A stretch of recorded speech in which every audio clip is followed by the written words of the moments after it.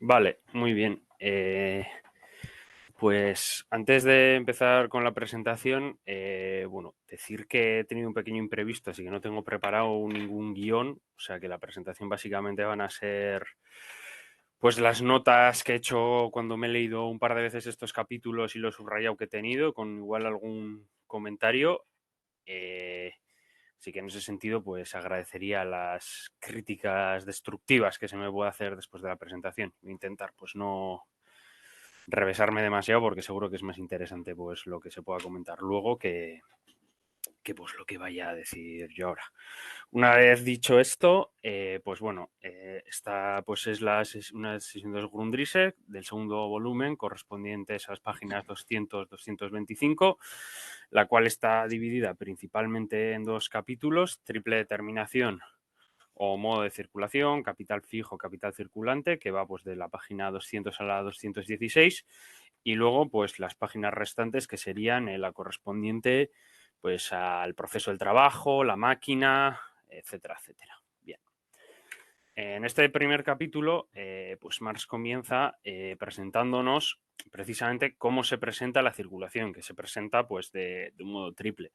Por un lado tenemos el proceso total, la circulación, que sería, pues que esto ya, pues como hemos visto en anteriores páginas, porque esto creo que es un poco básicamente un resumen lo que comenta aquí, pues que se presenta, por así decirlo, está puesto como, pues como un movimiento y ese movimiento, esa continuidad, pues se ve interrumpida y entonces, pues el capital aquí pues se presenta como fijado y esto se presenta pues como en diversos capitales, dependiendo de cómo se fije ese capital, pues que pueden ser pues capital fijo, bueno, aquí dice capital mercantil, capital monetario, capital en cuanto a condiciones de producción, que bueno, que igual se podrían circunscribir pues al capital circulante y fijo.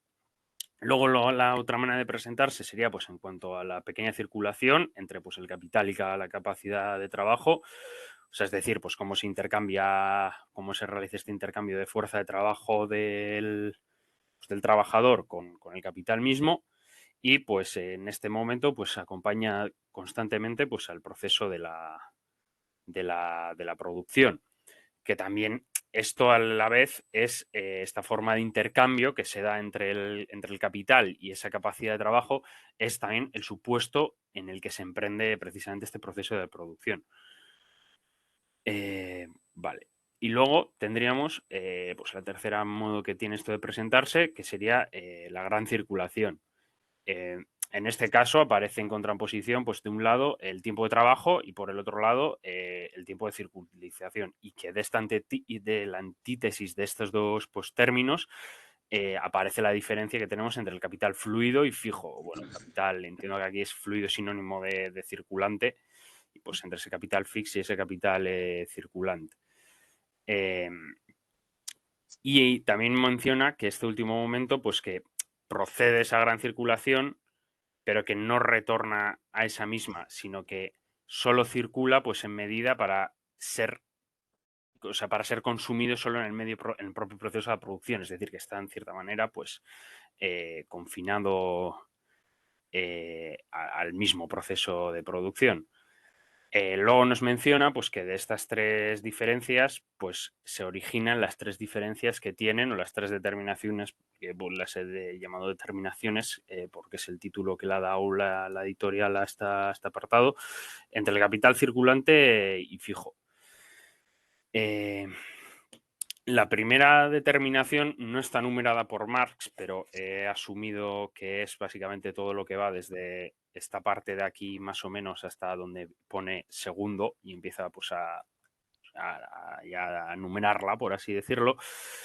Pero pues antes de empezar con el primer, pues, o sea, para empezar con esto, mejor dicho, esta sería la primera parte, sería la parte del capital que corresponde como tal al proceso de producción. Es decir, que desde el punto de vista material, que esto pues también lo volverá a mencionar, ese punto de vista material en contraposición al punto de vista pues formal de cómo se determina esto, se presenta solo como medio de producción, es decir, como un punto medio entre precisamente ese trabajo vivo y el material a elaborar, o sea, esa relación que puede tener el trabajo vivo y el trabajo muerto. Y en este punto dice claro, que esto evidentemente no contradice a la primera determinación o el primer momento como se presenta que hemos mencionado antes, porque el capital fijo pues circula a sí mismo como valor en medida que se desgasta, y ya veremos este desgaste pues en qué se presenta o en qué se traduce. Entonces, pues debido pues, a esta relación propia, también nos comenta que que aquí pues, se originan diferentes especies de capital, y que esto pues, se presenta como los propios movimientos de la naturaleza misma del capital. Esas diferentes especies pues, que tiene el capital de circulante, fijo, etcétera, etcétera. Luego aquí cita un apartado de Storch, que está hablando pues de capital, bueno, y de Storch y de Malthus, que está hablando pues de la diferencia de capital fijo y circulante. Pues dice que el capital fijo, lo que viene a decir el Storch este, es, pues, por así decirlo, el momento en el que se aleja, ¿no?, del propio capitalista, que no se aleja, por así decirlo, del propio capitalista. Y claro, dice en este sentido que partir del capital apartándose de su owner no es otra cosa sino la enajenación. Que a mí aquí, en este término de enajenación, no lo he podido mirar porque no me ha dado tiempo, pero me gustaría saber, que igual Joaquín luego nos lo puede aclarar, aquí Marx en alemán qué palabra utiliza, porque yo entiendo que utilizará algo así como alguna conjugación de Entorber o Entauber, o no sé muy bien cómo se pronuncia, porque obviamente no sé alemán, que literalmente vendría a significar semánticamente como como alejarse de lo que es ajeno, por así decirlo. Entonces Marx también, pues, que me he liado aquí, perdón, pues nos sigue comentando pues que precisamente esta enajenación es precisamente derivada de la naturaleza, de todo el valor de que es algo derivado de toda la naturaleza del valor de cambio, porque es mediante esta enajenación cómo se convierte en valor para su poseedor. Vale. Y entonces dice pues que la definición tal y como, pues, que por esta razón, que la definición tal y como la fórmula pues arriba de Scorch y Malthus, pues que no podría ser correcta. Lo que sí dice, en cambio, pues que está implícito en la definición de más arriba, que el capital fijo, por así decirlo, circula solo en cuanto valor, no en cuanto valor de uso. O sea, circula solo pues en ese aspecto perenne, es decir, que se va desgastando del capital. Y eso es una contradicción, una especificidad del capital fijo que pues no lo tiene, esa contradicción, en el capital circulante, esta forma y ese contenido, porque precisamente en esa forma, ese contenido del valor circulante, para circular como valor de cambio, tiene precisamente que entrar como valor de uso en la circulación, es decir, tiene que ser enajenado, perdón. Luego también pues sigue comentando aquí que el capital fijo, al contrario, que precisamente solo se puede realizar como valor, a diferencia del circulante, que se realiza valor cuando se aleja, se enajena de esto, cuando está en manos de los capitalistas. Y que en este sentido, lo que un tal Cherbournies, o no sé cómo se pronuncia en francés, intuyo que es el apellido, lo que llama materiales instrumentales, que solo tienen valor de uso para el proceso mismo de la producción, y que estos valores, que son estas cosas, esos otros materiales instrumentales que solo tienen valor de uso para el proceso mismo de producción, son lo que integran el capital fijo.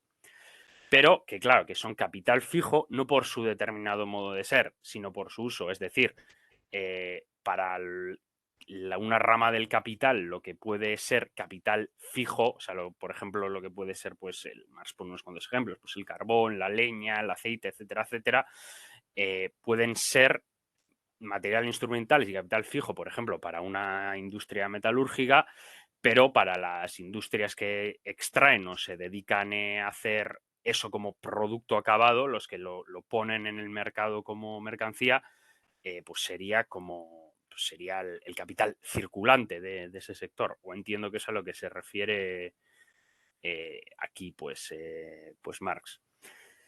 Entonces, claro, lo que dice que es eso, que lo que el capital fijo pues reclama aquí, por decirlo de algún modo, es que está puesto como momento de producción del capital, que es donde pierden, por así decirlo, su propiedad de poder ser potencialmente, en el caso de que volviesen al mercado, de ser capital circulante, porque se fija en ese proceso de producción pues para transformar esas materias mediante trabajo y mediante maquinaria en otra. Luego aquí me ha parecido una cosa interesante subrayar, sobre todo con lo que se comentó en la anterior sesión, pues de que el capital pues en Marx era el concepto, es decir, que eso sería pues lo universal, el concepto en un sentido hegeliano, y que el resto de cosas, pues véase por ejemplo pues el salario, etcétera, etcétera, pues que se determinan o son cosas que se derivan de las diferencias específicas, es decir, de las particularidades de ese concepto universal. Y en este caso me parece que el ejemplo de esto pues vendría a ser un poco lo que viene aquí diciendo pues Marx, que por ejemplo la parte del capital que circula a título de salario nunca sale de la circulación y nunca ingresa en el proceso de producción del capital.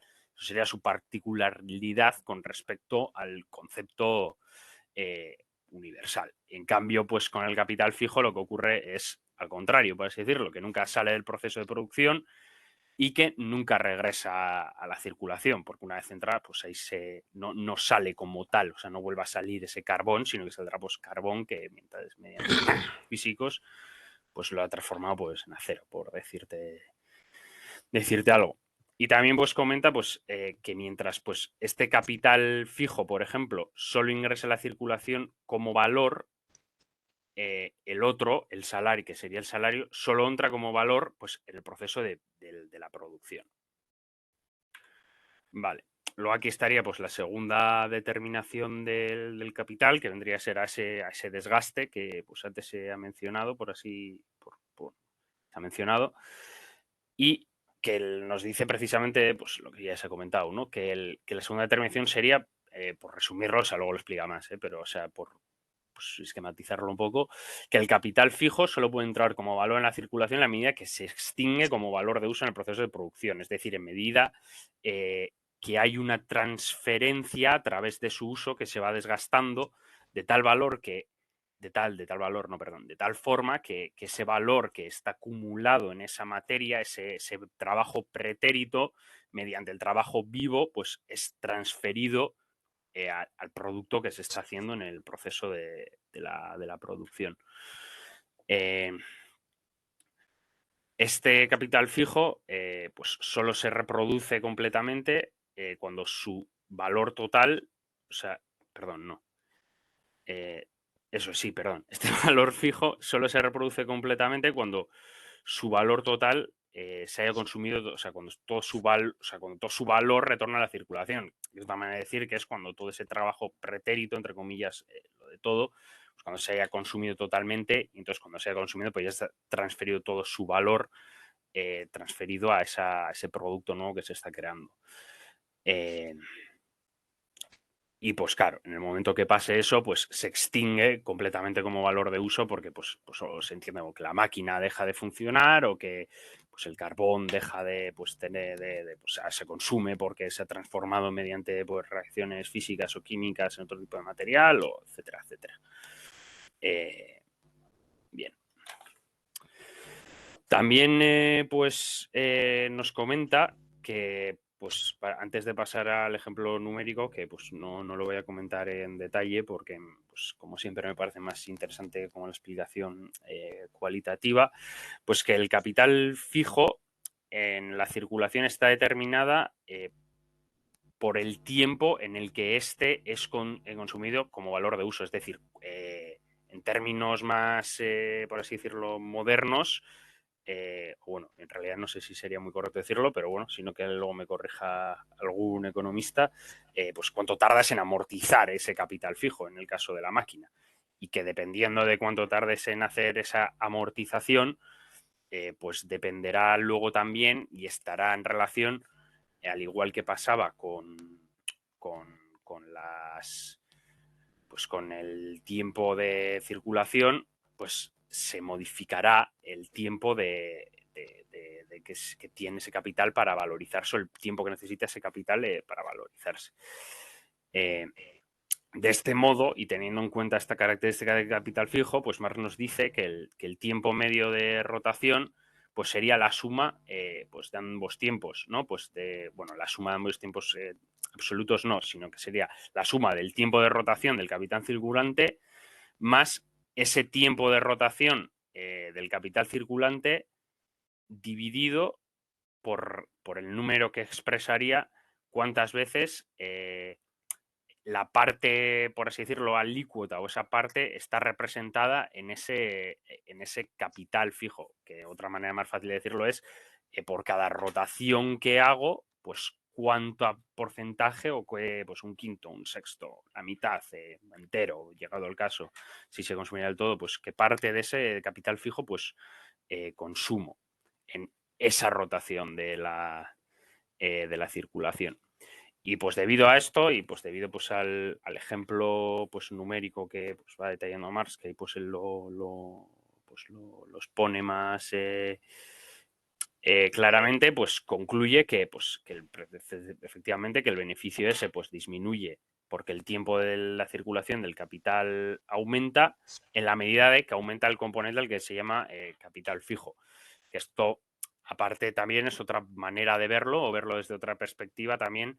Una cosa que se ha comentado, pues también, bueno, que sale en el Capital mismo, pero que también se ha aparecido en otros tomos de los Grundrises, pues que en medida de que esa proporción de trabajo vivo y trabajo muerto pues es mayor por tendencia a reducir el trabajo socialmente necesario del capital, pues que es en medida que se va reduciendo ese plusvalor, se va aumentando ese plusvalor, pero en medida que se va reduciendo ese plusvalor relativo respecto a otros estos, pues se reduciría la cantidad de tiempo precisamente absolutamente que se puede, o sea, explotar. Entonces, pues dicho esto, pues básicamente pues lo que dice es un poco, pues eso, que el tiempo necesario de reproducción, lo que es en la diapositiva, el tiempo necesario de reproducción del capital fijo, al igual que la proporción entre este y todo el capital, modifican aquí pues el tiempo de rotación del capital total y con ello su valorización. Es decir, pues lo que he comentado antes, que tiene como una similitud a lo que tendría, por ejemplo, pues el tiempo de circulación que hemos visto anteriormente. En este sentido, pues claro, cuanto más rápidamente se consuma este capital fijo, se sobreentiende pues que mayor valorización podremos conseguir. O sea que el tiempo de valorización para amortizarlo completamente pues será menor. Vale. Y luego, pues antes de, bueno, sin más, antes de pasar a la tercera determinación, pues hace pues, un breve resumen en el que comenta pues, que en el primer caso el capital fijo se reducirá la rotación del capital porque el capital fijo se consume lentamente dentro del proceso de producción. En cambio, en el segundo, la rotación pues reducida deriva de la prolongación del tiempo de la circulación. Es decir, que pues, esa amortización de este capital fijo pues, tendría que sumarse al tiempo de circulación que hemos visto en otros casos. Y en el tercer caso, lo que pasaría sería que ya fuera de, pues, los tiempos de circulación, pues se vendría a analizar cuando este capital fijo no se presenta simplemente como una herramienta pues, que es capaz de hacer algo, sino que esta herramienta, que será pues lo que luego, llame pues la máquina, que creo que esto lo trata en el siguiente capítulo, pero que se presenta no se presenta simplemente como una herramienta que tiene un valor de uso, sino como la forma autónoma del capital, o como él luego dirá, pues como la forma más adecuada precisamente para ese capital, por lo menos de cara, de puertas para adentro, por así decirlo. Vale. Y luego también aquí hay una frase, una perlita que me ha parecido que es muy importante, ya no solo para para el análisis económico, podríamos decirle, sino para en general, que es una crítica, por así decirlo, al materialismo vulgar. Que aquí, bueno, pues que está hablando pues está hablando pues de Ricardo y pues de cómo caracteriza pues que ese capital sea más o menos perecedero y tal. Aquí hay una cosa que, bueno, él aquí está hablando concretamente pues del capital y del tiempo de reproducción y etcétera, etcétera, pero hay una cosa que me parece que es extrapolable no solo al proceso de producción, sino muchas otras cosas, otros muchos análisis, que dice pues lo siguiente. Conforme a esto, una cafetera sería capital fijo, pero el café capital circulante. Y dice, el tosco-materialismo de los economistas que les hace considerar tanto las relaciones sociales de la producción humana como las determinaciones que las cosas reciben en cuanto subsumidas bajo estas relaciones, como si fueran propiedades naturales de las cosas. Esto es un idealismo, igualmente grosero, un fetichismo, sí que atribuye a las cosas relaciones sociales como determinaciones inmanentes a ellas, y de esta suerte las mistifica.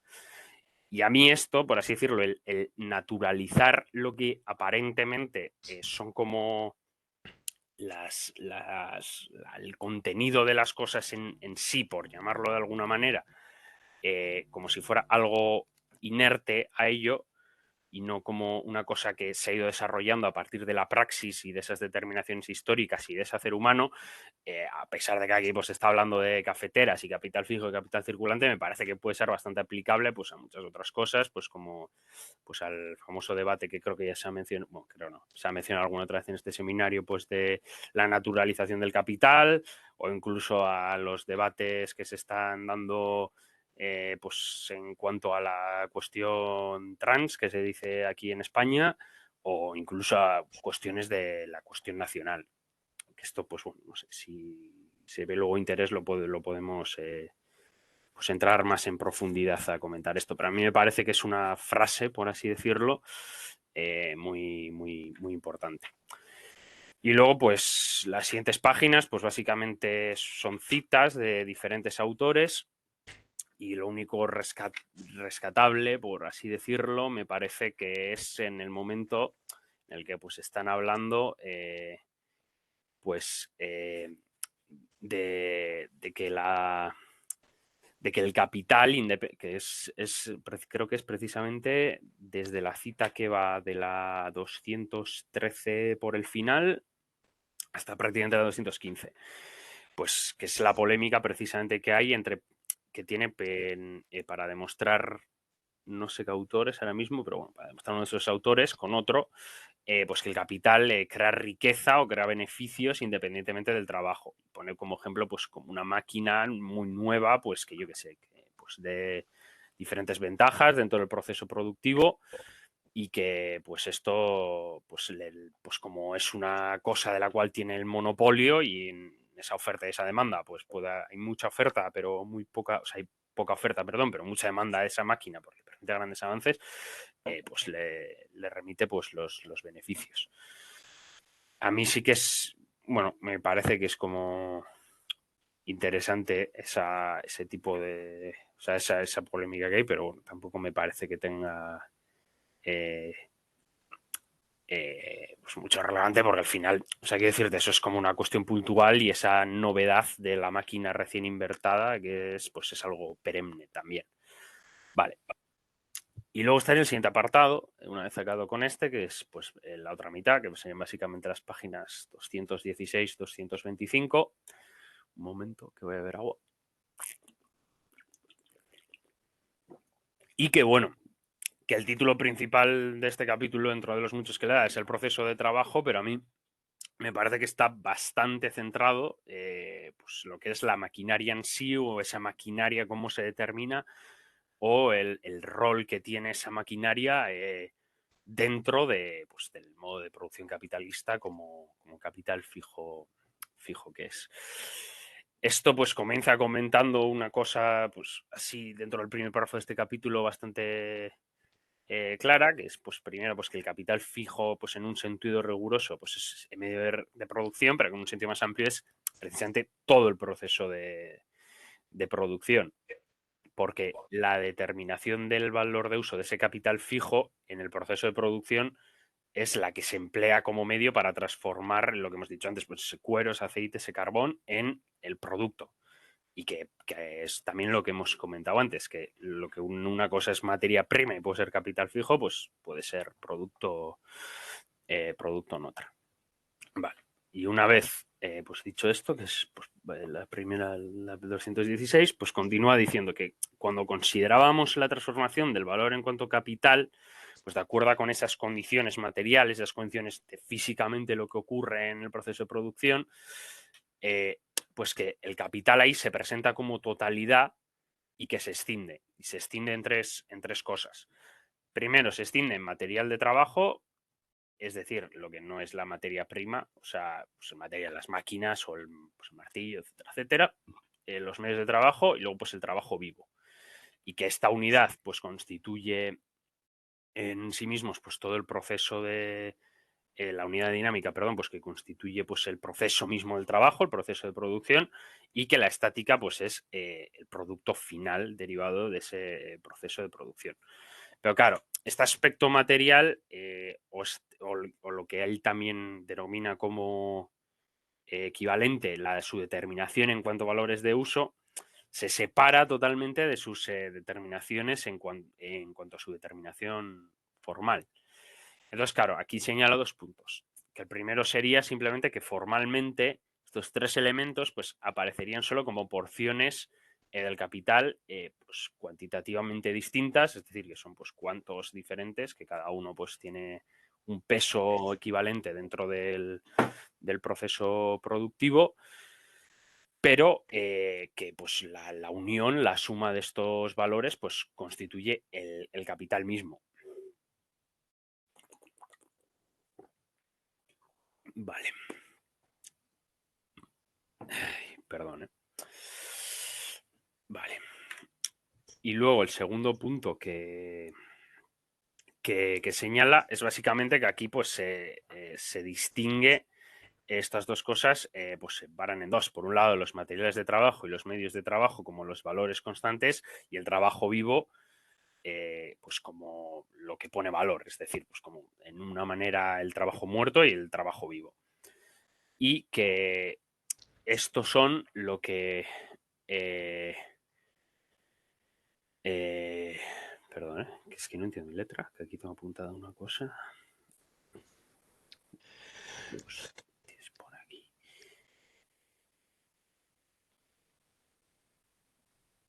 Vale, eso sí. Que la diferencia que tenemos en estos, entre los tres elementos estos, los medios de trabajo, el material de trabajo y el trabajo vivo, son la diferenciación en cuanto a valores de uso, es decir, cuál es qué labor juegan dentro del movimiento de toda la rotación total del capital y que esto está puesto como diferencia del capital en cuanto a capital mismo, en la determinación formal, la diferencia del del capital. Es decir, qué rol juegan estos valores de uso en las diferentes fases de la productividad, que no es simplemente algo como pues simplemente derivado del trabajo, que son pues valores o valores en cuanto a cuánto de acumulado de trabajo. Vale. Y luego entra aquí un poco, que se embarra un poco pues, en explicar cuestiones referentes a la máquina y el sistema productivo, pues que se basa en esta. Se empieza un poco comentando, o sea, por resumir un poco, aunque justo en el párrafo de arriba también hay cosas interesantes que se podrían comentar, pero bueno, si no me las reservo para luego, pues que en la máquina, y más aún todavía la máquina en cuanto a sistema automático, es decir, como en punto en el que, pues bueno, básicamente la idea de máquina que tenemos del Fordismo, de una cadena de producción, bueno, del Fordismo y de antes también. Bueno, más que del Fordismo, pues de la máquina como esa idea de máquina que hay pues en tiempos modernos de Chaplin, de que es totalmente automático, con el que simplemente lo que hace el obrero es pues transmitirle una energía a ese eslabón dentro de la producción, pues que en este tipo de máquina, como sistema automático, ese medio de trabajo está transformado en una asistencia adecuada para el capital y el capital general. Es decir, que es la manera en la que tiene el capital en general, la forma más adecuada en la que tiene pues, de expresarse. Pero ¿de expresarse para qué? Como luego veremos más adelante, pues de cara para adentro, en el sentido de cómo mediante esta máquina es capaz de dominar el trabajo vivo mediante el trabajo muerto que es apropiado anteriormente o antes de que ese proceso de producción empiece como tal. ¿Y cuál sería pues, su diferencia específica? Pues lo que he dicho, que en este caso la actividad del obrero se haya puesta de tal manera que no hace más que transmitir a la materia prima el trabajo o la acción de la máquina. Vale. Y en este sentido, en el que pues, solo pues, transmitiría a la materia prima pues, el trabajo o la acción de la máquina, la máquina es la dueña del obrero, pues de la habilidad y de la fuerza. En ese sentido, la actividad del obrero queda reducida a una mera abstracción y esta actividad precisamente estaría regulada en todo momento por la máquina, en los tiempos que marca la máquina pues para producir, en los tiempos que marca la máquina pues para descansar, en esto todo, y pues que básicamente ahí el obrero lo único que haría sería pues imprimir una fuerza de trabajo carente de ningún tipo pues, de virtud o de habilidad, a diferencia de, por ejemplo, lo que podría pasar en otros medios de producción en los que pues esa virtud o esa calidad, ese valor de uso concreto que se le da a los productos, sí está marcado por la habilidad propia, pues por ejemplo en la Edad Media, pues del gremio de artesanos o de quien haga eso del gremio de artesanos, o etcétera, etcétera. En este sentido, la máquina, como personificación de la ciencia, por así decirlo, lo que ocurre es que al personificarse en la máquina, esta ciencia no existe en la conciencia propia del obrero, sino que opera como poder ajeno a través de esta máquina y apropia este trabajo vivo a través del trabajo objetivado, del trabajo pretérito. Y esto es lo que en el capital, esto es la condición en la que está fundada la producción del capital. La producción capitalista está implícita en que está fundada en esta maquinaria. Que aquí también yo creo que igual se podría subrayar también con respecto a unas cosas que se han comentado pues, en anteriores sesiones, pues de las determinaciones del capital, pues creo que decía hace unas cuantas sesiones, no me acuerdo qué era, de la diferencia que hacía, creo que era entre la gran industria y el artesanado, no me acuerdo ahora mismo muy bien en qué páginas era, pero bueno, si no, luego lo buscamos y lo comentamos. Pues a mí me parece que también se refiere a esto, hilando un poco con esa gran industria o gran producción, pues que es precisamente en cuanto, como decía en ese apartado, que es cuando el capital se pone como tal, como pues principio y inicio del proceso de producción y como condición presupuesta de sí mismo, por así decirlo. Vale. Más cosas.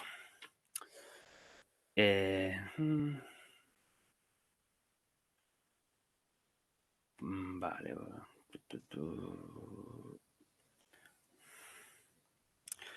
Vale, sí. Y con respecto a esto, pues sigue diciendo, pues con ese precisamente ese desarrollo histórico con el que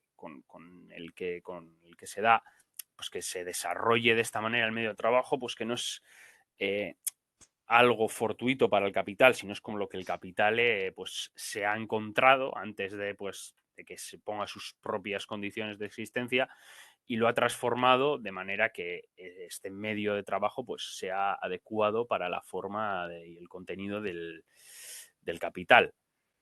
Y en este sentido, claro, lo que hace el capital es absorber, o sea, chupar, por así decirlo, el trabajo pretérito que se da en la sociedad o que se ha dado en la sociedad, la absorbe todos esos saberes, todas esas destrezas, todas esas fuerzas productivas en un sentido general son absorbidas por el capital y se presentan como propiedad capital, como propiedad del capital, que precisamente sería en ese sentido el capital fijo.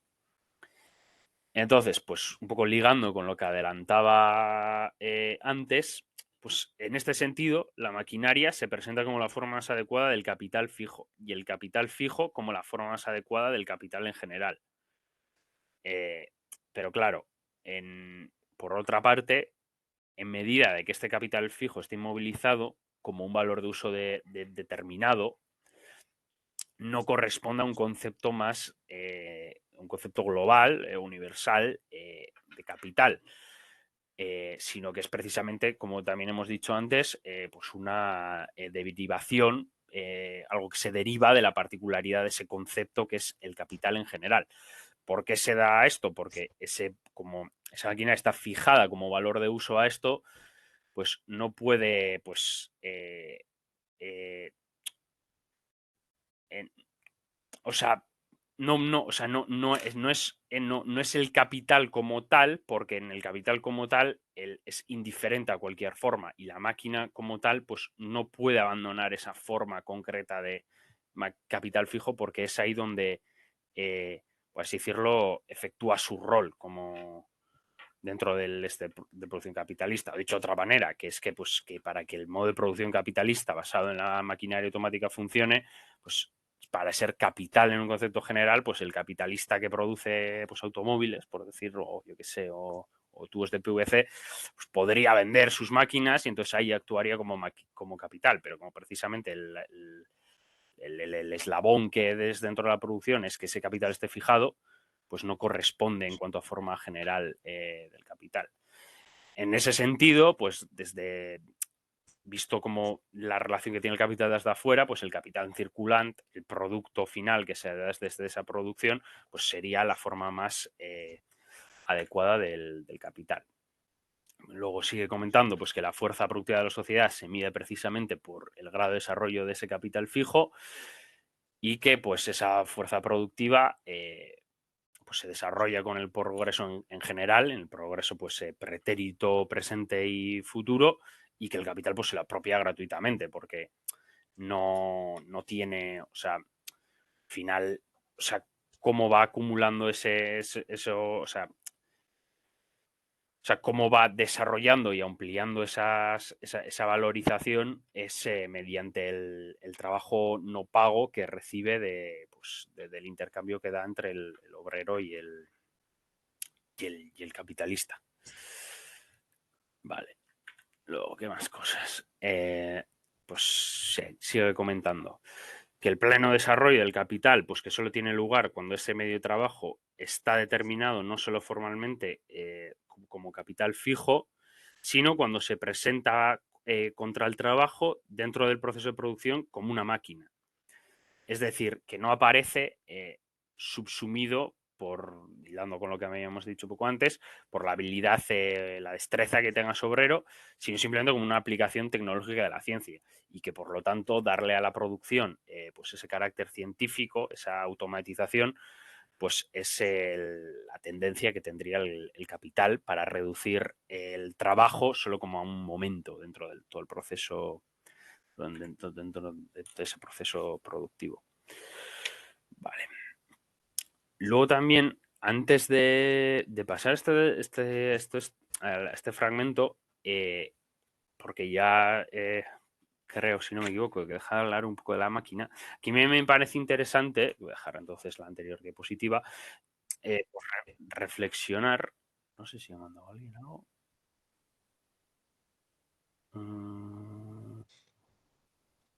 Uy, bueno, Joaquín ha dicho muchas cosas, pero espera, que me ha pitado algo y no sé qué es. Ah, vale, perdón, creo que ha sido el WhatsApp, perdón, continúo. Vale, aquí me parece importante, que es lo que estaba diciendo, como igual puntualizar que, claro, para un análisis contemporáneo de las relaciones sociales que se dan dentro del sistema capitalista, por así decirlo, dentro de esa tendencia de cientificación del proceso productivo, claro, los dos tipos de obreros que son necesarios dentro del capital, que por un lado, claro, serían los que pues precisamente son los que ponen ese trabajo, producen esa plusvalía directamente de la cual se apropia el capital y los que mediante esa riqueza que extrae el propio capital, por así decirlo, aunque en un sentido capitalista se podría decir que no son productivos en un sentido capitalista, obviamente no en un sentido social más amplio, que son los que precisamente se dedican a aumentar o hacer que aumentar mediante ese proceso de tecnificación la plusvalía relativa del capital, es decir, haciendo bajar el trabajo necesario que necesita el capital para producir. Y a mí esta diferenciación me podría parecer interesante también de cara a, pues a cuestiones de debatir pues, qué es la aristocracia obrera o qué no, o etcétera, etcétera, o o qué rol juegan dentro pues, de este pues de la división de trabajo internacional, pues por ejemplo un obrero de una fábrica que simplemente se dedica a ensamblar chips en Indonesia con el ingeniero alemán que se dedica a diseñar ese chip que el obrero está ensamblando en Alemania. Y en ese sentido me parece una cosa curiosa a remarcar. Vale, y luego tendríamos también un poco hilado con esto, pero y pues en lo del pues esto, hilado con esto, no sé por qué se lo he hilado con esto, perdón, se me está yendo un poco la pinza. El trabajo, pues lo que comenta es precisamente que, claro, que como el capital se va acumulando y se va apropiando de ese trabajo pretérito existente mediante esta tecnificación, pues que el trabajo individual, pues deja de aparecer productivo, deja de aparecer como productivo y solo es productivo mediante en cuanto pues se meten otros trabajos colectivos de producción que estos trabajos son subordinados, bueno, perdón, subordinan a esas fuerzas naturales. Pero claro, esta colectividad está representada no en la sociedad en general o el Estado o como lo se quiera llamar, sino está representada y concentrada en el capital. Que esto, pues bueno, no es otra manera básicamente de decir, pues un poco de contra pues, la lógica liberal de que, pues si tú te esfuerzas mucho, pues que si eres un obrero también pues vas a pasar, pues llegar a ser capitalista. Y básicamente vendría diciendo, entre otras cosas, es que al final que el trabajo pretérito acumulado es tan grande con comparado al trabajo presente y uno pueda efectuar en ese momento que es prácticamente que queda, pues que lo desplaza totalmente. Vale, más cosas. Uy, aquí no sé si he cortado algo. Bueno, no sé. Vale, bueno, no sé si he cortado algo, pero bueno, si no he cortado algo, luego lo comento y me daré cuenta. Vale. Y luego, pues nos aparece pues, que precisamente esta acumulación de mente esa máquina, de ese trabajo pretérito, que no aparece en ese intercambio que se da con ese intercambio de ese material ya dado con las fuerzas de trabajo, no aparece precisamente por la razón que os he comentado antes, como un intercambio del material por parte del capital. Y en ese sentido, las fuerzas de trabajo que están dentro del proceso de producción aparecen traspuestas como fuerzas del capital. Esto se puede pues desdoblar en dos sentidos. Por un lado tendríamos el capital fijo, que sería pues la fuerza productiva independiente de sí mismo, de esa fuerza productiva que sería el trabajo, y por otro lado el capital circulante, que en este capital circulante el obrero, por las condiciones históricas en las que se ha desarrollado esa acumulación originaria, como se puede decir, pues ya establece como supuestas las condiciones en las que se da pues la repetición de su trabajo, en las que vende, pues que tiene que vender su fuerza de trabajo a un tercero, que está mediado pues ese trabajo por el intercambio pues con otros, que pues aparece ahí pues, una acumulación originaria, valga la redundancia. Vale. Y luego por último, bueno, no, por último, no, por anteúltimo, perdón, pues tenemos el capital fijo como productor de valor. ¿Y es productor de valor? Pues un poco repitiendo lo que ya ha dejado entrever anteriormente.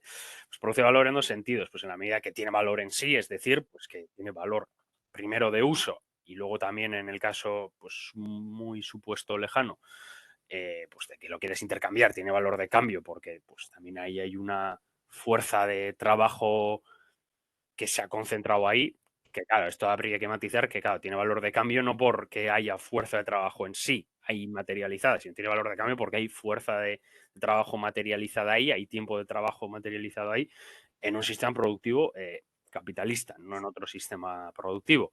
Y luego también pues tiene valor en la medida de ese valor de uso de que ayuda a aumentar la proporción entre el plus trabajo que se acumula el capitalista y el trabajo necesario, es decir, que lo ayuda a reducir.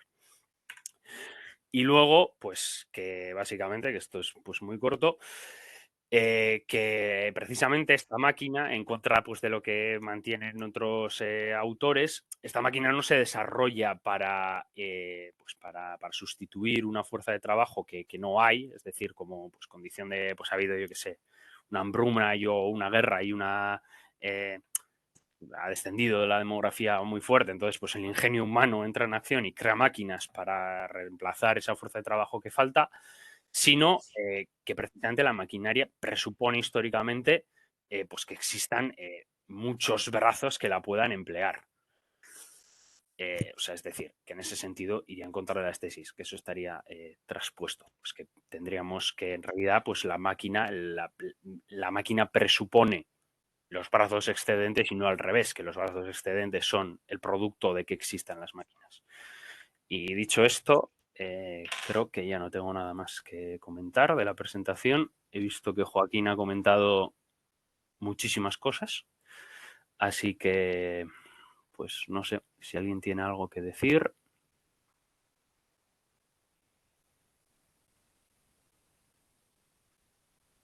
O si no, bueno, comento las cosas que ha ido comentando Joaquín, sino que alguien pues, levante la mano. Joaquín comenta, cuando antes he comentado pues lo de la idea de amortización, dice, exacto, la idea de amortizar del capital parece que todavía no se había incorporado a la contabilidad empresarial. En 1858, mucho menos como una noción macroeconómica incorporado al Producto Interior Bruto. 60 años después de la redacción de los Grundrises se descubre, entre comillas, esto. Luego también comenta que a partir del segundo párrafo de la página 215, que no sé dónde cae eso exactamente, hay un encabezado de la edición alemana que dice capital fijo y desarrollo de las fuerzas productivas de la sociedad. Vale, bueno, sí, pues comentando la diferencia del título que hay con respecto a la edición alemana. Luego, por otro lado, también comenta, siguiendo con esto, pues que el encabezado que aparece en la página 216, pues que no aparece en la edición alemana, o sea que esto es una cosa que han metido pues los editores de esto. Y luego con lo otro que, de esto, pues del texto, y luego con lo otro que comentaba, con la duda que tenía de respecto a cuál es el término en alemán que aparece en la página 222 de enajenaciones, Versaumkur, o como se pronuncia en alemán, que ahí me pierdo, no sé muy bien qué significa. Sí me suena ese término que se suele utilizar también a veces como enajenación y creo que tiene alguna referencia o una especificidad distinta con respecto al en Naurburg este que he dicho yo antes, o no sé cómo se pronuncia, o sea, porque no sé alemán. Así que no sé, si Joaquín quiere comentar algo de esto o alguien más, yo por mi parte no tengo nada más que decir.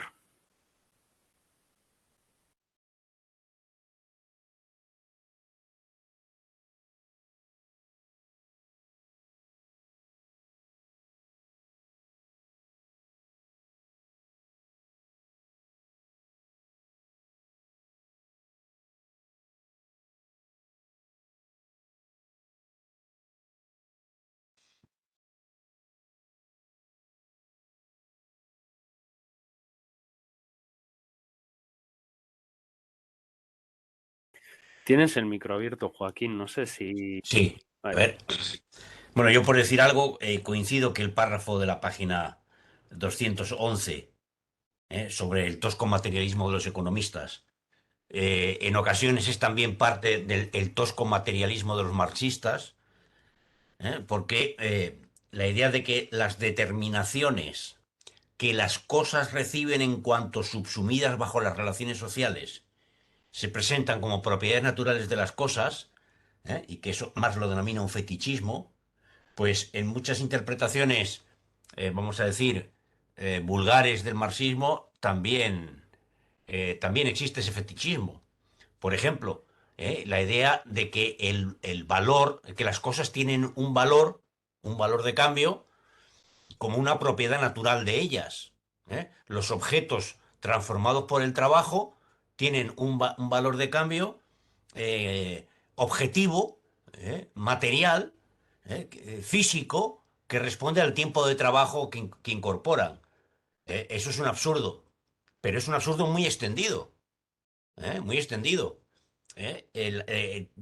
Transformar un objeto en otro objeto distinto, pues requiere un trabajo, sin duda, pero solamente bajo el capitalismo ese trabajo se convierte o se cuantifica como tiempo, y se divide en las distintas formas en que se divide el tiempo: trabajo objetivado, trabajo vivo, y dentro del trabajo vivo, trabajo necesario, trabajo excedente, y por tanto adquiere la forma de valor.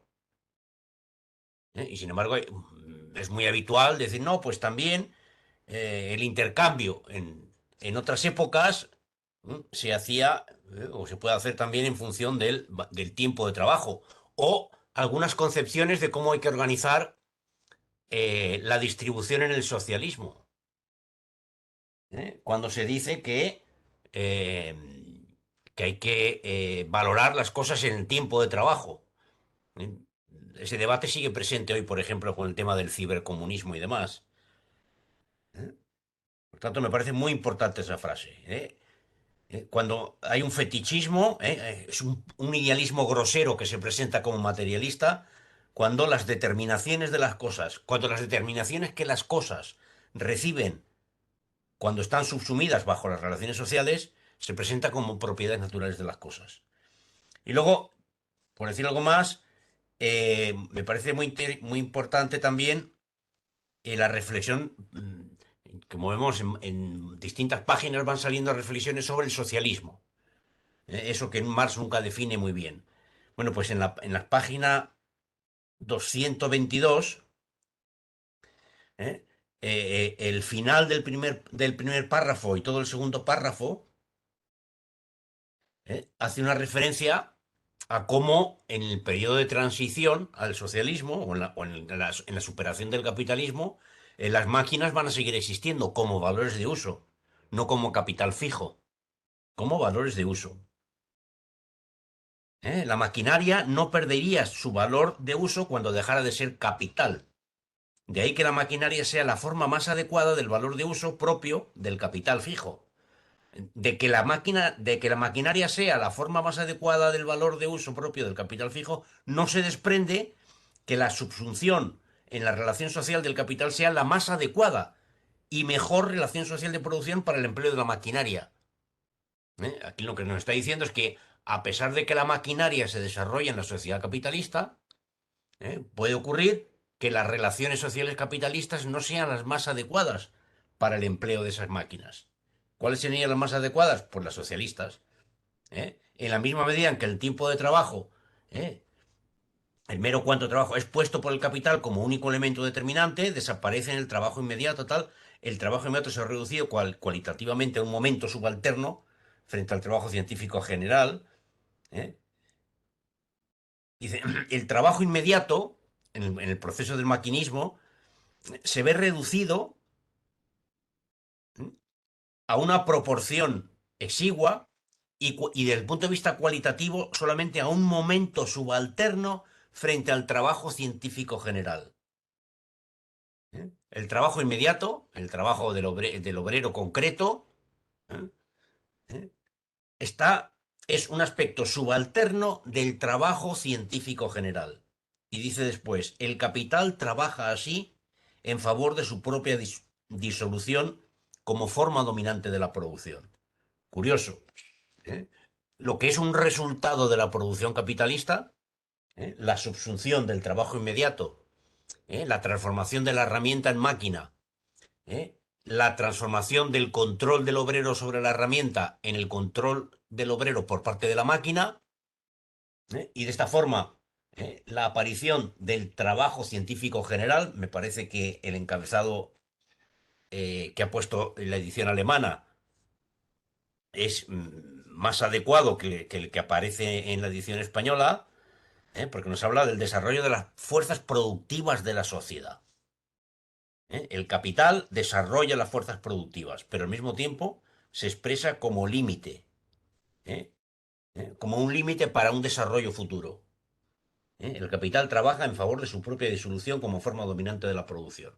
Bueno, pues aquí nos da, creo yo que nos está dando unas ideas interesantes sobre pues, qué es lo que tiene que permanecer y qué es lo que tiene que cambiar en la medida en que se supere las relaciones sociales capitalistas.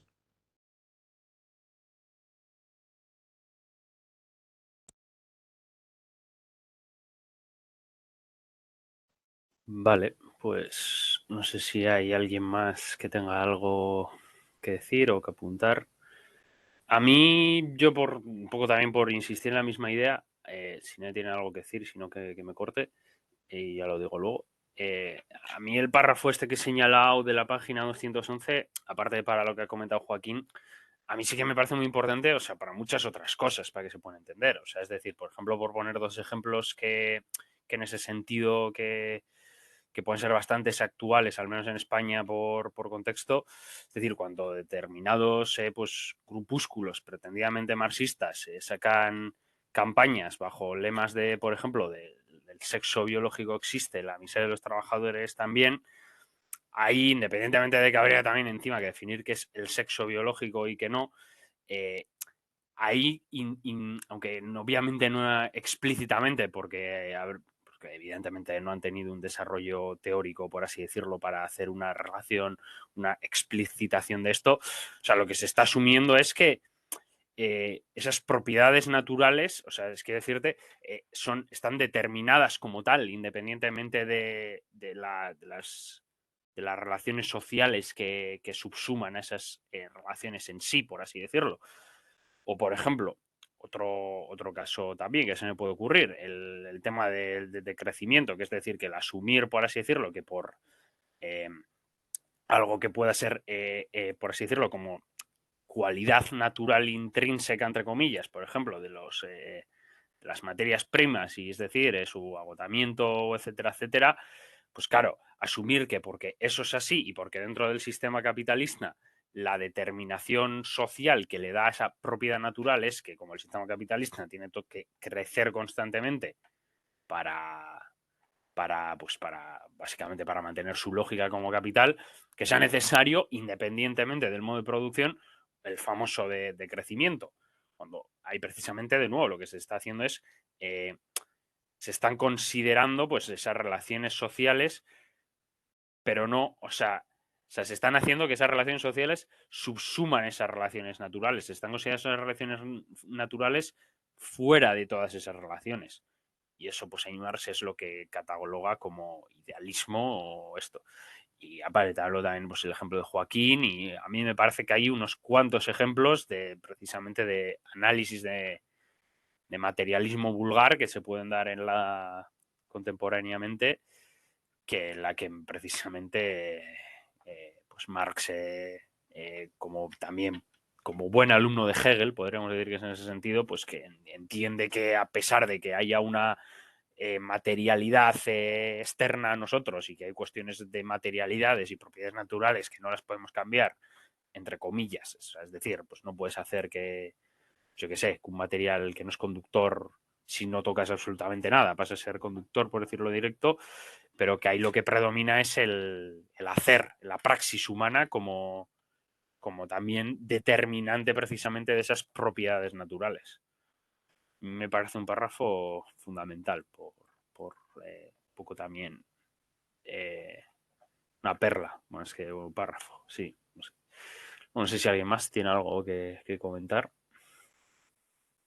En relación con lo que has dicho sobre el tema del sexo biológico y tal, la mujer, yo creo que aquí el problema quizá no es tanto decir el sexo biológico existe como realidad natural, sino considerar a la categoría mujer como una categoría meramente biológica. Es decir, creo que aquí la clave está en analizar los diversos planos de las formas que asume la materia. Es decir, la categoría mujer es una categoría social que existe como parte de la materia social y que por lo tanto tiene que ser analizada desde una perspectiva de relaciones sociales humanas. Sin embargo, hay otro tipo de cuestiones que se pueden analizar sin hacer apelaciones a la materia social. Si las ciencias naturales como tal, lo que analiza es las determinaciones, en este caso, bueno, ya sea biológicas o ya sea químicas de esa materia, ¿no? En este caso creo que o sea, el logo del Frente Obrero que has mencionado, que son unos chapuzas y que, bueno, es que son chapuzas hasta tal punto que no son capaces de diferenciar eso, ¿no? Pero quiero decir que para mí la clave es eso, ¿no? Es decir, evidentemente existen por una parte, existe un plano de formas materiales sociales, por otra parte un plano de formas materiales, ya sean biológicas o ya sean de otro tipo, mecánicas, químicas, etcétera, ¿no?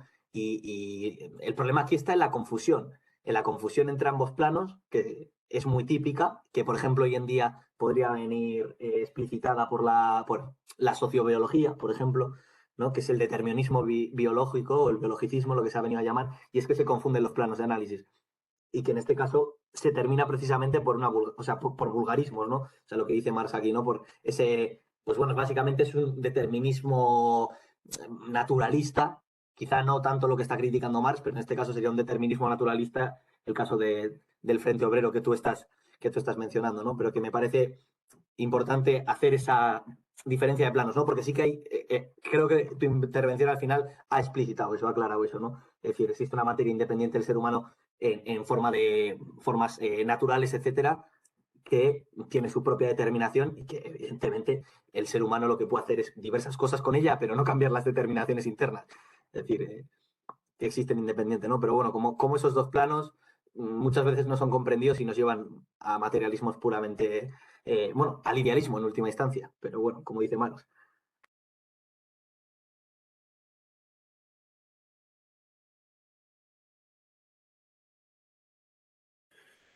Sí, o sea, yo lo que vengo a decir básicamente con eso, o sea, es que estoy de acuerdo con lo que tú dices, que ese tipo de interpretaciones que no dejan de ser una especie de pseudociencia, una especie de frenología 2.0 actualizada a tiempos más modernos, por así decirlo. Entonces sí que es que dan ahí un determinismo natural de pues, cosas que evidentemente están en ambos planos. Vale, pues no sé si alguien más tiene que decir, alguna pregunta. Y con esto relacionado, yo creo que en el origen Engels es bastante explícito con esta cuestión, si no recuerdo mal.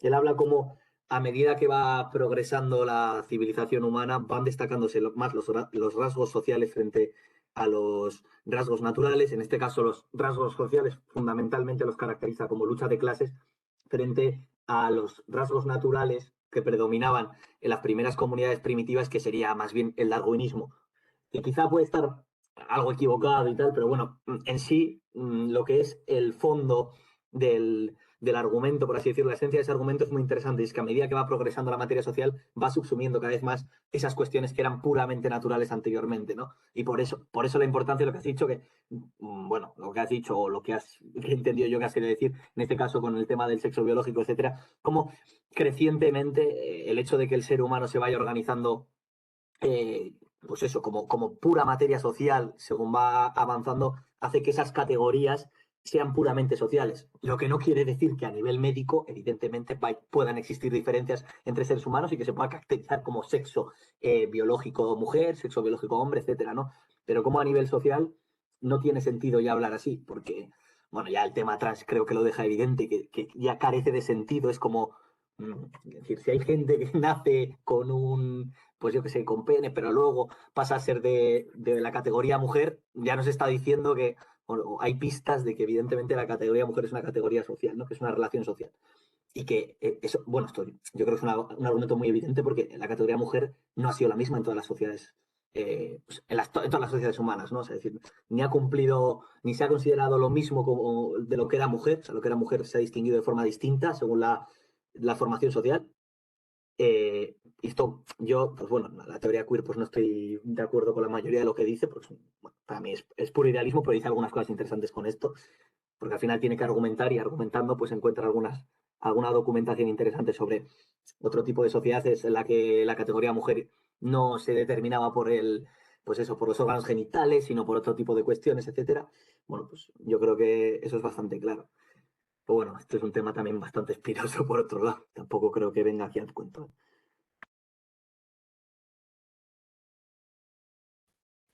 Vale, pues Andrés. Ander, me ha interesado mucho lo que dijiste sobre decrecentismo, pero quizá no lo he entendido bien, creo. ¿Lo podría desarrollar o comentar otra vez? Es que no lo he entendido bien, pero me ha interesado lo que ha estado diciendo, pero quizás no lo haya comprendido bien. Si lo puede explicar o desarrollar un poco A sobre ver, los sí, límites naturales del, sí, del planeta, etcétera, yo qué sé. Algo de eso eh, que estuviste comentando, ¿no? vale. O sea, sí, respecto a esto, a ver si me consigo explicar, ¿eh? O sea, respecto a eso lo que quiero decir es que, o sea, claro, hay una propiedad entre muchas comillas natural que podría ser, por así decirlo, que si partimos de una hipótesis de que no vamos a ir a Venus a extraer petróleo porque en Venus llueve petróleo, partiendo de esa hipótesis, que a lo mejor es mucho partir, pero, o sea, para que se me explique, pues si partiendo de la hipótesis de que pues, el sistema terrestre es un sistema cerrado en el cual pues ciertos materiales, por cómo se originan, o por lo menos con el conocimiento que hay hoy en día de cómo se pueden originar o se pueden crear, es decir, no podemos hacer alquimia y transformar agua o yo qué sé, o fotones que nos llegan del sol en tungsteno o en metal, pues que es un sistema cerrado, y en medida pues de que es un sistema cerrado, pues los recursos naturales pues se podría decir que tienen una propiedad natural, que es pues que hay X cantidad de hierro o X cantidad de tungsteno o X cantidad, me da igual, de cualquier recurso material que no tiene que ser un mineral o yo que sé, o X cantidad de, yo que sé, de trigo producible como máximo en una cierta superficie, que justo ahí no sería tan evidente porque, claro, mediante pues el aumento de la productividad o mediante diferentes técnicas, pues se podría aumentar, etcétera, etcétera, pues que los recursos naturales pues tendrían una característica natural, una propiedad natural que en sí sería pues finita, o sea, que es que se acaban. ¿Cuál es la cuestión? Que pues yo creo, o sea, por cómo se plantea, o sea, que partiendo de esa tesis, por cómo se plantea el decrecentismo, que aparte que también yo creo que se plantea desde unas coordenadas, aunque ellos quieran decir anticapitalistas o poscapitalistas o como se quiera llamar, que no es una cuestión nominal que no me interesa demasiado, ya es, para empezar de tesis, se plantea, por así decirlo, con base un derrotismo político bastante evidente, que esto, por ejemplo, creo que yo lo he comentado alguna vez, que yo he leído algunos manifiestos de gente bastante top, por así decirlo, dentro del ecologismo español, y pues una vez leí un tío que acabas un libro en el que su propuesta política era básicamente, y textualmente, pues decir que lo que había que hacer era comprarse balas, conservas, un baserri en el campo y ir ahí a pasar el colapso del sistema. O sea que también habría que ver que parten por así decirlo, una propuesta política como un mínimo muy, pues no sé, remarcable. O sea, remarcable en el sentido de que se le puede como de achacar bastantes cosas. Pero claro, que partiendo de eso, los ecologistas implícitamente, lo que yo creo que sí plantean en su generalidad, porque pues bueno, pues hay muchos tipos de ecologismo, pero que más o menos yo creo que mayor o menor de medida, pues todos parten de una premisa general, pues claro, parten de esa de propiedad natural, que son la finitud de las cosas, para decir, no, como las cosas son finitas, pero como esa finitud de esas cosas, esa propiedad natural, dentro de esa propiedad natural, la determinación que sufre dentro del sistema capitalista es a exponencialmente gastar o incluso malgastar esa cantidad de recursos, o pues yo qué sé, o el hacer pensar que yo qué sé, que el hecho de que, no sé, pues que necesites un tipo de economía, pues como hay en la economía capitalista, o porque necesites un tipo de economía pues en la agricultura, pues yo qué sé, dependiente de los petroquímicos o lo que sea, que como pues la propiedad natural, que es la finitud de esas cosas, dentro de esas determinaciones sociales, es que se acreciente el hecho de que eso es finito, pues la conclusión que extraen es como naturalizan, por así decirlo, esa propiedad natural, lo extrapolan a las relaciones, por decirlo de alguna manera, y lo que infieren de eso es que como el gasto energético, como pues es cada vez mayor, es no sé qué, es tal, que lo que hay que hacer es decrecer. Que la única manera, pues por así decirlo, de hacer frente a esa propiedad natural que sería la escasez es decrecer energéticamente, decrecer en cuanto a gasto en materias primas, decrecer en cuanto, entre comillas, nivel de vida, aunque bueno, ahí habría también tendencias, pues, bueno, que también habría que ver qué es decrecer en nivel de vida, o sea, que decir, que se puede enfarragar mucho en esa cuestión, pero claro, que no reparan, por así decirlo, bajo mi punto de vista, que como no son capaces de visualizar ningún modo de producción que no sea el capitalista, incluso, no digo ya en las lógicas más descaradas de capitalismo verde, por así decirlo, sino en las lógicas cooperativistas, del pequeño comercio, de la economía circular y todos estos rollos, como no son capaces de vislumbrar otras relaciones sociales que no sean las capitalistas y solo son capaces de ver esas propiedades naturales, que en este caso yo las he identificado con la escasez, no las pueden ver de otra manera, sino subsumidas bajo esa lógica capitalista, la única manera de, por así decirlo, no me sale la palabra en español, cudeatuar, ¿cómo coño se dice en español cudeatuar? De gestionar, perdón, esas propiedades naturales es el decrecimiento, cuando en cambio, y bueno, y también por cierto con esto son también tienen interpretaciones muy críticas con respecto a la Unión Soviética sin también entender precisamente el contexto histórico, pues no son capaces de ver que en otro modo de producción, donde el valor se actúe de otra manera, o sea, el valor no, perdón, las determinaciones sociales se den de otra manera, a lo mejor la cuestión, o sea, no es simplemente de crecer, sino o no de crecer en un sentido capitalista, o sea, sino que incluso el hecho de que esa tecnificación ya no solo y esa cientificación no sirva solo a los intereses que serían el hecho de aumentar esa valorización y aumentar esa plusvalía relativa, pues si esas tecnificaciones, sin caer en el tecnoutopismo, por así decirlo, si sirven pues como en otras lógicas, pues que no tiene por qué conllevar esa reducción de ese decrecimiento, no en un sentido material de gastar menos materiales o gastar menos materiales, porque pues evidentemente solo por el mero hecho de que el sistema socialista es bastante más eficiente o las experiencias del socialismo real son bastante más eficientes en cuanto a recursos materiales con respecto a los capitalistas, ya en ese sentido, si nos metemos en los mismos términos, ya absolutamente decrecerías, sino en un decrecimiento en un sentido más político como pues ellos se lo plantean. Y no sé si me he explicado bien o me he enfarragado mucho. No sé si me quieres contestar y si no... No, te ha explicado bien y te he entendido mejor.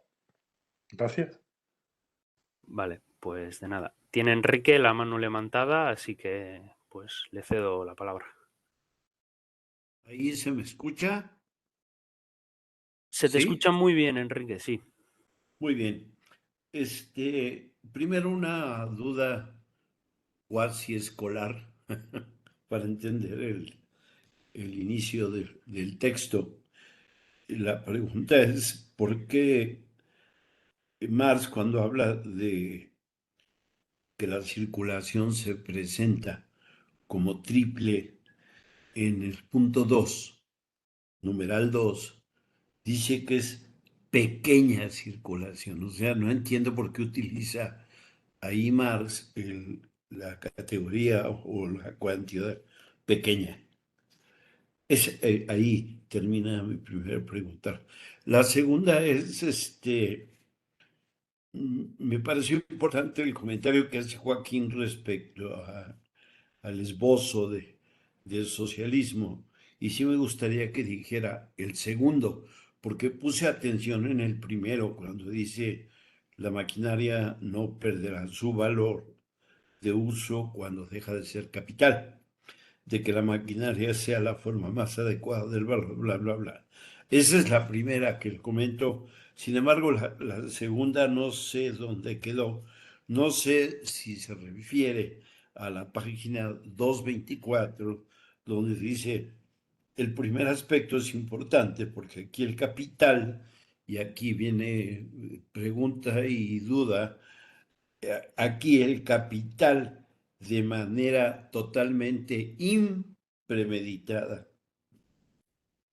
O sea, lo entiendo como inconsciente, o sea, el capital también se ve sujeto a ese proceso inconsciente, a ciertas leyes propias del capital para su funcionamiento, que traen como consecuencia la contradicción. Esto es, dice, esto redundará en beneficio del trabajo emancipado y es la condición, ojo, es la condición de su emancipación.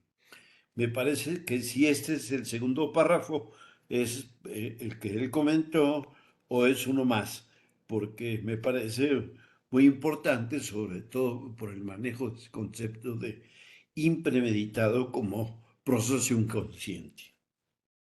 Es todo. Gracias. Vale, bien. Pues se te ha escuchado perfectamente, Enrique.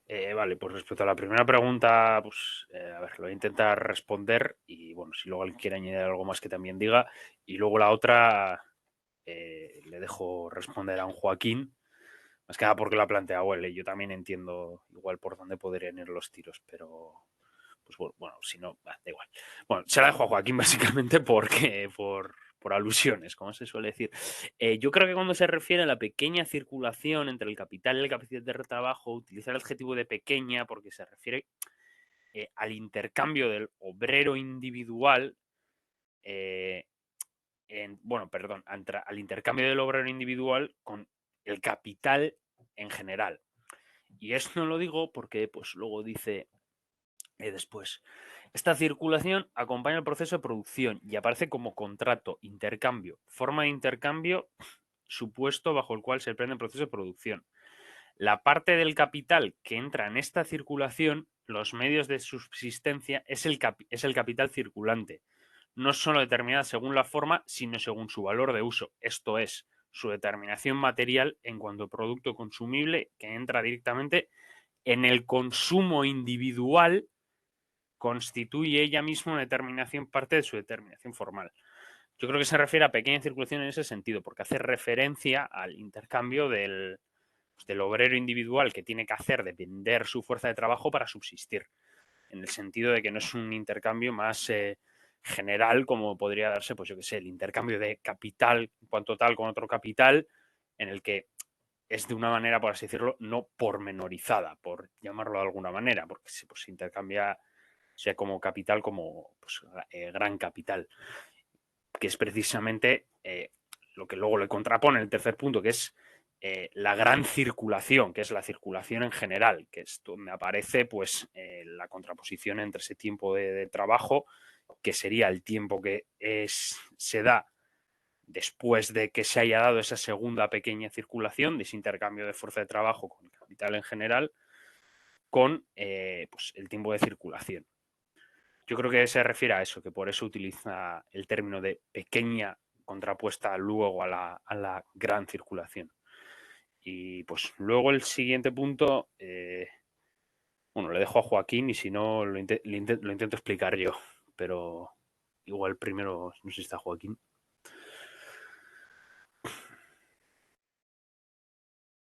Yo es que no sé muy bien lo que decir. Vamos a ver. Todo el párrafo, del maquinismo este que desarrolla aquí, bueno, todo el párrafo, todas las páginas, desde la 218 en adelante, creo que va justamente en contra de la idea de que el capital es un sujeto pasivo. Todo lo contrario. En la maquinaria, el trabajo objetivado se enfrenta materialmente al trabajo vivo como poder que lo domina. Como poder que lo domina. Un poder dominante no puede ser, a su vez, determinado por otro poder que no sabemos cuál es. Si el capital en forma de maquinaria domina al obrero, es porque hay una relación social de dominación, donde el dominante ejerce ese poder. En la siguiente página, 221, dice, la acumulación de la ciencia social, de la fuerza productiva en general, no es en el obrero, sino en el capital donde está representado el capital generalmente social. La fuerza productiva de la sociedad se mide por el capital fijo existente en él en forma objetiva. Progreso general del que el capital se apropia. Es decir, si el capital se apropia de algo que corresponde al conjunto de la sociedad, es porque ejerce una acción activa. Eh, ¿Cómo identificar este activismo del capital? Bueno, pues yo creo que si pensamos, por ejemplo, El capital monopolista de Braverman, el libro que escribió en los años 70 para analizar el proceso de desposesión de conocimiento del obrero y su incorporación a la máquina, pues ahí es evidente. Es un el desarrollo del taylorismo y la organización científica del trabajo, es una decisión explícita, que surge a finales del siglo XIX, que se desarrolla todavía más en el siglo XX. La máquina de control numérico, es buenísimo el libro de, de David Noble, el historiador de la tecnología, eh, Forces of Production, fuerzas de producción, donde muestra cómo en los años 40, al final, en la segunda mitad de los años 40, la máquina automática, el automatismo del que habla Marx, se traduce en un procedimiento que excluye al obrero de todas las fases del movimiento de la máquina. Que inicialmente esto se hizo con cintas, con una especie de cintas de cassette, en las que se grababa el movimiento, el obrero grababa los movimientos que tenía que hacer para que la máquina funcionara, y luego ya no tenía que volver a aparecer para nada el obrero.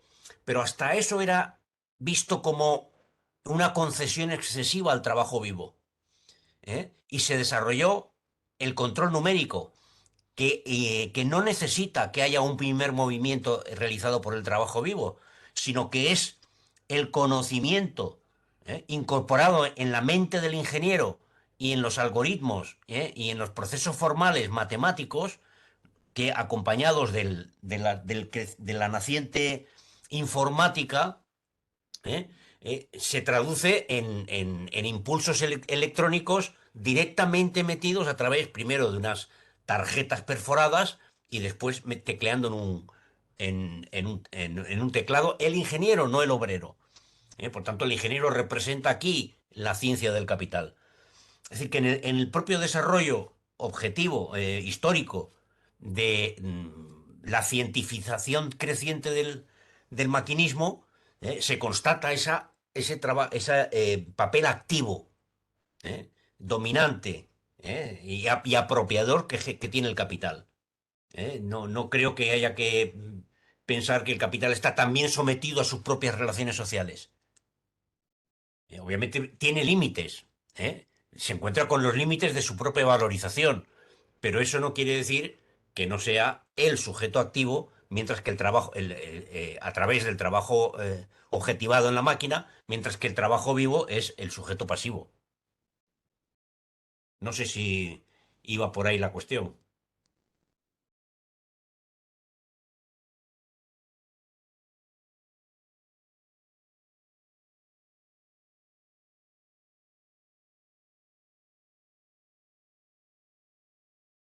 Hola. Se te escucha, Enrique. Adelante. Sí, sí, Joaquín, esto lo entiendo muy bien lo que explicas. Incluso hay en otra parte que estoy buscando, en el cual Marx dice que el obrero no tiene nada que ver, no tiene en su cabeza y en su actuar por los niveles de enajenación, no está cercano a ningún tipo de ciencia en el desarrollo de la fuerza productiva, le es algo ajeno. Eso lo entiendo muy bien, o sea, los avances tecnológicos, los recursos, el uso de una energía diverso, al trabajador lo tiene marginado del conocimiento de eso, es solo fuerza viva. Pero en esta parte, y quiero, lo digo, lo voy a leer directamente en la 224. O sea, no estoy pensando ni pienso que el capital sea, que no tenga, quehaceres y voluntades, roles sociales. Ahí está, es la clase dominante. Sin embargo, dice, eh, en la página 224, el primer aspecto es importante, porque aquí el capital, y ahí es mi duda, aquí el capital de manera totalmente impremeditada, o sea, no se lo plantea, no lo tiene como objetivo, es un proceso inconsciente, reduce a un mínimo el trabajo humano, el gasto de energía. Esto, dice más, redundará en beneficio del trabajo emancipado. Y es la condición, ojo, es la condición de su emancipación. Esto lo quiero entender, cómo el capitalismo tiene un desarrollo de sus propias contradicciones que propician la posibilidad de la lucha de clases y la emancipación. Y preguntaba si ese era tu comentario respecto al aspecto del socialismo que comentaste tú mismo, en el sentido de que antes de que la maquinaria no perdería su valor de uso cuando dejara de ser capital, entendido en una sociedad distinta, ¿no? Ese es uno. El otro, digo, ¿dónde está? ¿O a qué se refiere con impremeditada? Ya.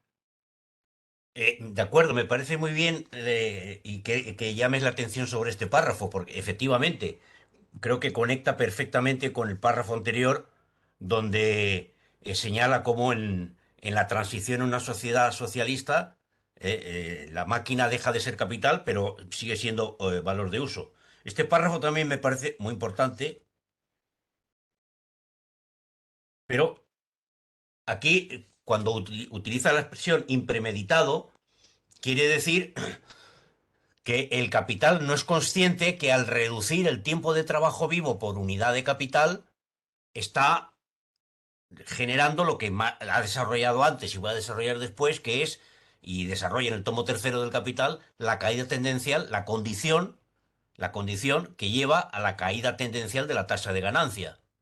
Esto es, a la reducción progresiva de la tasa de acumulación por comprensión de la ganancia y, en última instancia, pues a un límite objetivo del desarrollo del capital. Yo creo que es en ese sentido que utiliza la expresión impremeditada. O sea, no es que sea impremeditado el proceso de subordinación del obrero, eso es totalmente premeditado. No es que sea impremeditado la apropiación del conocimiento y, hoy diríamos, la objetivación del conocimiento en procedimientos informáticos extraídos de la práctica del obrero, pero que excluye al obrero de su desarrollo. Eso no es impremeditado. Lo que es impremeditado es que, como consecuencia del desarrollo de las fuerzas productivas, ¿eh? El trabajo vivo se reduce frente al el crecimiento de lo que después se denomina el crecimiento de la composición orgánica del capital. Es impremeditado porque es consecuencia de la propia competencia, nos dice en el Capital. La competencia lleva a los empresarios a intensificar ¿eh? El coeficiente capital-trabajo, es decir, a intensificar el uso de medios de capital fijo frente al capital, de capital objetivado frente al capital vivo. Y en consecuencia está cavando su propia tumba. Está acercándose progresivamente al límite de la acumulación.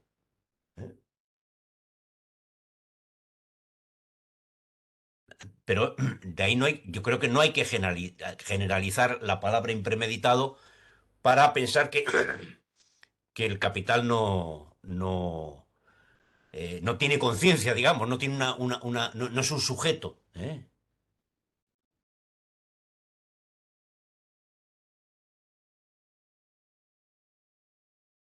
Vale, pues estamos de acuerdo entonces con Enrique.